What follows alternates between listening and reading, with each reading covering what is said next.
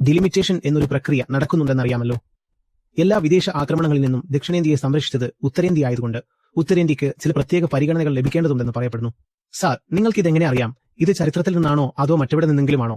നമ്മളത് ചോദിക്കാറില്ല. ചരക്ക് തുല്യതാ നയം നിലവിലുണ്ടായിരുന്നതുകൊണ്ടാണ് ഉത്തരേന്ത്യ പിന്നിലായതെന്നും അത് ദക്ഷിണേന്ത്യയെ മുന്നിലെത്താൻ സഹായിച്ചുവെന്നും പറയപ്പെടുന്നു.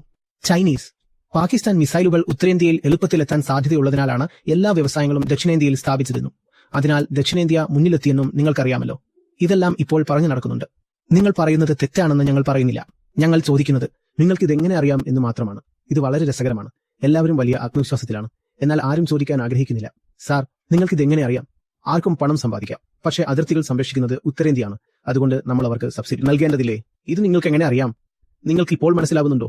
ഈ കാര്യത്തിൽ കാര്യങ്ങൾ അറിയുന്നത് ഒരുപക്ഷെ എളുപ്പമായിരിക്കും, കാരണം നിങ്ങൾക്ക് ഒരുപാട് ചരിത്ര പുസ്തകങ്ങൾ പരിശോധിക്കാം, നിങ്ങളുടെ വിവേചന ബുദ്ധി ഉപയോഗിക്കാം, ശരിക്കും എന്താണ് സംഭവിക്കുന്നതെന്നും അതിന്റെ രാഷ്ട്രീയ വശങ്ങൾ എന്താണെന്നും ചരിത്രപരമായ കോണുകൾ എന്താണെന്നും നിങ്ങൾക്ക് ന്യായമായ ഒരു തീരുമാനത്തിലെത്താം. നിങ്ങൾക്ക് ഒരുപാട് കാര്യങ്ങൾ ചോദ്യം ചെയ്യേണ്ടി വരും. നിങ്ങൾക്ക് എല്ലാം ചോദ്യം ചെയ്യേണ്ടി വരും. അതിന് വലിയ ആന്തരിക ധൈര്യം ആവശ്യമാണ്. സത്യസന്ധതയോടുള്ള പ്രതിബദ്ധത ആവശ്യമാണ്. അതിനെയാണ് യഥാർത്ഥത്തിൽ ആത്മീയത എന്ന് വിളിക്കുന്നത്.